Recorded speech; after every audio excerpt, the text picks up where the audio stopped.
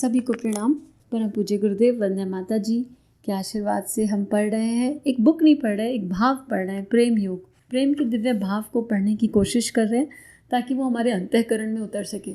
तो गुरुदेव माता जी से समस्त दिव्य शक्तियों से प्रार्थना कि हम इस प्रेम को जिएं, प्रेम को अपने अंतःकरण में महसूस करें और वो एक पल के लिए से ही वो दिव्य परमानंद हम सबको प्राप्त हो, यही प्रार्थना। तो अभी गुरुदेव हमें समझा रहे थे पिछले अध्याय में गुरुदेव ने समझाया कि भक्ति संसार से दूर नहीं करती, ये मिथ्या भ्रम है। और जब हमें एक्चुअली भक्ति जाग जाती है, भक्ति से उत्पन्न वो दिव्य प्रेम जाग जाता है या दिव्य प्रेम से उत्पन्न भक्ति जाग जाती है, तो हम अपने कर्तव्यों के लिए और सुदृढ़ हो जाते हैं। विदाउट अटैचमेंट, विदाउट एक्सपेक्टेशंस हम अपने कर्तव्य करने लगते हैं। आगे अगले अध्याय में बता रहे हैं, अगला अध्याय है आत्म जागृति की अमर साधना। मतलब हेडिंग से तो लग रहा है कि गुरुदेव बोल रहे हैं कि प्रेम के मार्ग पर, भक्ति के मार्ग पर चलने पर इंसान अमर हो जाता है, क्योंकि वो बॉडी कॉन्शियसनेस से सोल कॉन्शियसनेस पर उसे आत्मा अमर है समझ में आने लगता है। आगे लिख रहे गुरुदेव इसमें, वासना का ग्रहण ना लगे तो जीवन की संपूर्ण असफलताओं और निराशाओं को प्रेम के पुण्य प्रकाश में समूल नष्ट किया जा सकता है। प्रेम से बढ़कर अन्य कोई प्रतिष्ठा इस संसार में नहीं, इसलिए मनुष्य प्रेम के लिए जीता रहता है। कौन है हम में से जो प्रेम नहीं चाहता? हम सब कहीं ना कहीं प्रेम को ढूंढ तो रहे हैं, लेकिन क्योंकि बॉडी कॉन्शियसनेस में ढूंढ रहे हैं तो प्योरेस्ट फॉर्म नहीं है, और ना ही वो प्योर फॉर्म पे प्रेम दे पा रहे हैं। लेकिन कहा है ना गुरुदेव ने, जो चाहिए वो देना शुरू कर दो। तो अगर हम प्रेम ढूंढ रहे हैं तो आज हम अपने आप से संकल्प करें कि हम ढूंढेंगे नहीं, हमें जो चाहिए हम वो देना शुरू करेंगे। और बिल्कुल जैसा पहले अध्याय में बताया है, कोशिश करेंगे निष्काम भाव से देना देना और देना, वो भाव जिए। कीट्स, अंग्रेजी का महान कवि, थोड़ा सा जीवन जिया, अभाव और कष्टों में जिया। कहते हैं कि कीट्स कई कई दिन की सूखी रोटियां रख लिया करता था, वही जीवन निर्वाह की साधन होती थी। ऐसी परिस्थितियों में कोई व्यक्ति यदि जी सकता है तो उसे किसी न किसी का परम प्रेमास्पद ही होना चाहिए। कीट्स के संबंध में ऐसा ही कहा था। एक संपन्न परिवार की नवयुवती ने उसे प्रेम दिया था, वासना रहित। उस प्रेम ने ही कीट्स की भावनाओं को इतना कोमल और संवेदनशील बनाया। 21 वर्ष की स्वल्प आयु में लिखी उसकी रचनाएं प्रौढ़ कविताओं की को भी मात करती चली जाती हैं। जब यही प्रेम उससे छिन गया, कीट्स की प्रेमिका का विवाह किसी धनी संपन्न परिवार में हो गया, तो उसका यही प्रेम परमात्मा के पैरों में समर्पित हो गया। दी लेमेंट नामक गीत में उसकी यह संपूर्ण भाव विभोरता झलक उठती है और उसने कीट्स को अमर बना दिया। मैंने कीट्स जी के बारे में आज पहली बार पढ़ा है, परम पूज्य गुरुदेव वंदना माता जी की कृपा से। और कितना सुंदर, अगर इस व्यक्तित्व को मैं इमेजिन या विजुलाइज कर रही हूँ तो ऐसा लग रहा है कि कितना सुंदर व्यक्तित्व होगा कि छोटी सी उम्र, और जब निश्चल प्रेम मिला, एकदम प्योरेस्ट फॉर्म ऑफ लव मिला, तो वो कविताओं के माध्यम से बहने लगा। और जब वो प्रेम वासना रहित था, प्योरेस्ट था, और वो भूखे भी रह जाते थे कई कई दिन तक, उनको कुछ नहीं चाहिए था, उस प्रेम से उनकी पूर्ति हो रही थी। उनकी शारीरिक, मानसिक और भावनात्मक पूर्ति केवल उस प्रेम से हो रही थी कि उनको जीवन निर्वाह में साधनों की कमी भी महसूस नहीं हुई। यही इस पैराग्राफ से विजुलाइज करके उनके व्यक्तित्व को समझ में आ रहा है। और फिर लिख रहे हैं कि जब वो प्रेम उनसे छिन गया तो उनको समझ में आया कि मेरा प्रेम शायद टेम्परेरी के प्रति था। भाई एक युवती से मुझे प्रेम हुआ था और टेम्परेरी था, और अब मैं कुछ नहीं कर सकता। तो उसी प्रेम का प्रवाह जो है परमात्मा के पैरों में समर्पित हो गया, परमात्मा के लिए वो प्रेम हो गया। और परमात्मा तो परमानेंट है, वो तो अजर अमर अविनाशी है, हर पल है, हर क्षण है, पहले भी थे, आज भी और आगे भी रहेंगे। तो उसके बाद उन्होंने एक गीत, दी लेमेंट नामक गीत लिखा, और उसमें उनका वो भाव छलकता है कि कैसे। मैं इस गीत को ज़रूर पढ़ूंगी, आप लोगों से भी प्रार्थना है कि ज़रूर पढ़िए, और किसी को मिलता है अगर तो कमेंट में ज़रूर लिखिएगा इस गीत को। तो कितना सुंदर गुरुदेव एग्जाम्पल दे रहे हैं। अगला एग्जाम्पल ये हम सब ने सुना है, महाकवि कालिदास का एग्जाम्पल। महाकवि कालिदास जब तक एक भावना विहीन व्यक्ति थे, तब तक उन्हें यह भी सुधना थी कि वे जिस डाल पर बैठे हैं उसी को काट रहे हैं। परंतु जब विधोत्म के पावन प्रेम ने उसे झकझोरा तो कालिदास का संपूर्ण अंतःकरण अंगलाई लेकर जाग उठा। महाकवि के गीतों में भगवती सरस्वती को उतरना पड़ा। ये हमने सबने जाना ही है, महाकवि कालिदास की स्टोरी हम सब जानते हैं, और उनकी रचनाएं कितनी गंभीर, कितनी गहरी, कितनी प्रेम और भक्ति लिए होती हैं। तो किसी ने जगाया उनके भीतर का वो प्रेम भक्ति का तार, किसी ने छेड़ दिया। इसको आगे पढ़ते हैं। इतना सुंदर विवरण गुरुदेव ने यहाँ लिखा है महाकवि तुलसीदास जी का कहते हैं कि एक बार विवाद उठ खड़ा हुआ कि कभी दंडी श्रेष्ठ हैं अथवा कालिदास जी।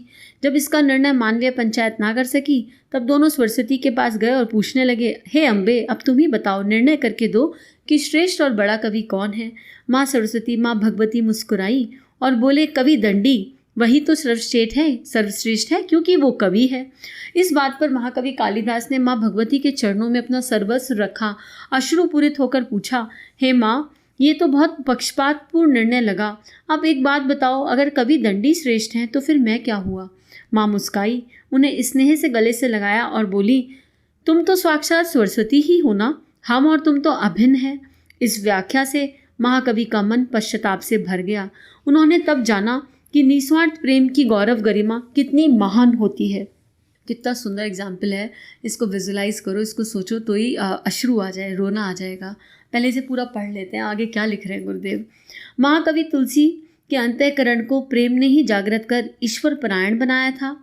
हाँ, ये गुरुदेव आगे अलग अलग एग्जाम्पल दे रहे हैं। सूरदास जी पहले विल्व मंगल कहे जाते थे। चिंतामणि वैश्य के प्रति निश्चल प्रेम ने ही उनकी आत्मा को झंकृत किया था। प्रेम अध्यात्म की पहली और आखिरी सीढ़ी है। प्रेम अध्यात्म की पहली और आखिरी सीढ़ी है।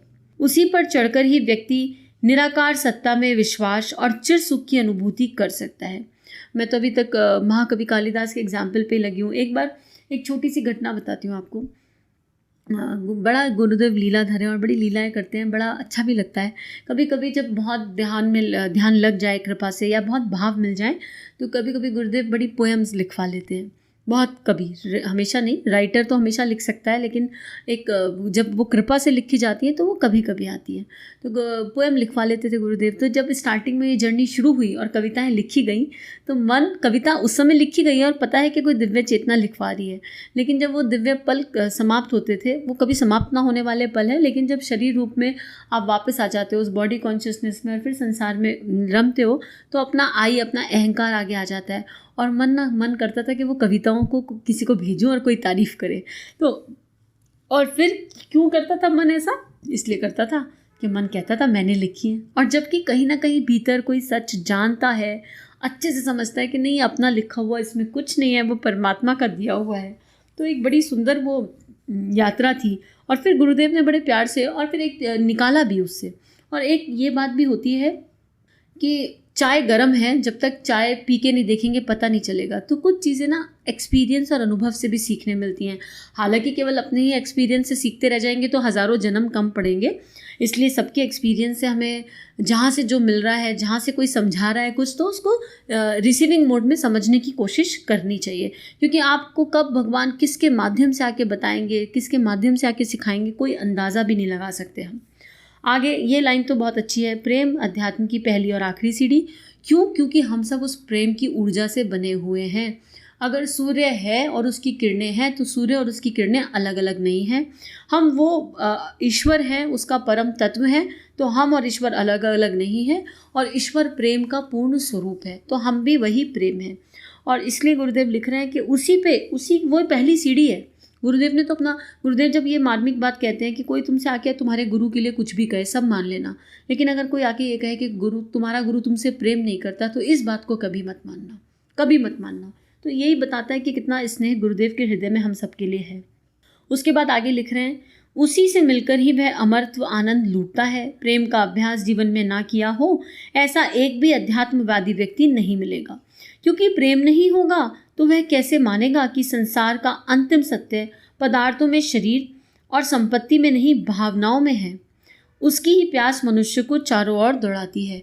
संसार का अंतिम सत्य पदार्थों में नहीं, शरीर में नहीं और संपत्ति में नहीं, संवेदनाओं और भावनाओं में है। अंतिम सत्य कहाँ है?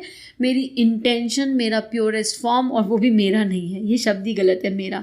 उस परमात्मा की दी हुई प्योर भावनाएं, उनका प्योरेस्ट फॉर्म जो हमारे भीतर भावनाओं के, करुणा के, संवेदना के रूप में बहेगा। यही प्रेम का भाव जब विस्तृत होने लगता है तो व्यक्तित्व भी उसी क्रम में परिष्कृत होने लगता है। इसके अनेक रूप समाज के साथ हमारे संबंधों को प्रगाढ़ और मधुर बनाते हैं।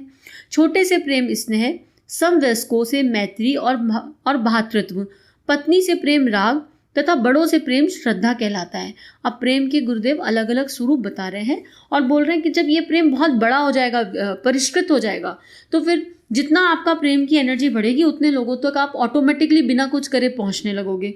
लेकिन अगर आपका प्रेम छोटों से है तो वो स्नेह के रूप में है, अगर आपका अपने बराबर वालों से है तो वो मैत्री है और उसमें एक भाई वाली, बड़ी बहन वाली फीलिंग है। अगर पत्नी से प्रेम है तो राग है और बड़ों के प्रति प्रेम है तो श्रद्धा है। और ये सब नाम गुरुदेव ने बताए यहाँ पर। ये क्या है? ये प्रेम रूपी वृक्ष की शाखा हैं, पत्ते हैं, फूल की तरह हैं।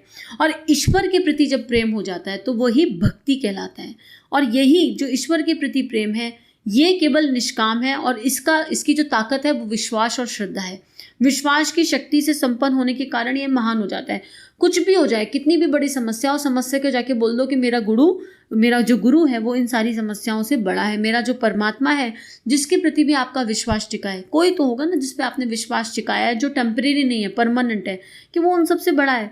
तो जिसके अंतःकरण में ये वाला दिव्य प्रेम प्रस्फुट हो जाता है, उसके अंतःकरण में कालिदास, सूर जी, तुलसी जी और वो सब जागृत हो जाते हैं और उनकी जो शुद्रता है वो महानता की ओर चली जाती है। सबने अपने जीवन में एग्जाम्पल से ये सारे बिल्कुल दिव्य चेतनाएं थी जिन्होंने अपना जीवन शूद्र से शुरू करा और महानता की ओर ले गए, हमें सिखाने के लिए, हमें समझाने के लिए। ऐसा थोड़ी ना कि वो आत्माएं दिव्य नहीं थी, वो तो जन्म से ही दिव्य थी, बस रोल प्ले कर रही थी। अगर एग्जाम्पल भगवान सेट नहीं करते तुलसीदास जी के थ्रू, कालिदास जी के थ्रू, सूरदास जी के थ्रू या कीटस के थ्रू, तो हमको समझ में कैसा आता। तो हमें समझाने के लिए कई बार भगवान के ये भगवान की प्रेमी आत्माएं होंगी जो धरती पर आ गई और अब भगवान का काम करने के लिए। अच्छा ठीक है, भगवान का काम करने के लिए कोई हमको बुरा भी बोले एक बार तो हमको चलेगा, हमें कोई फ़र्क नहीं पड़ता, क्योंकि तो हम भगवान का काम कर रहे हैं। तो कितना सुंदर यहाँ चित्रण है। तो आज के लिए इतना ही, आगे का स्वाध्याय कल करते हैं। सभी को नमन, सभी को प्रणाम। इस तरह की और वीडियोस देखने के लिए हमारे चैनल को सब्सक्राइब कीजिए। आप सभी का बहुत बहुत धन्यवाद।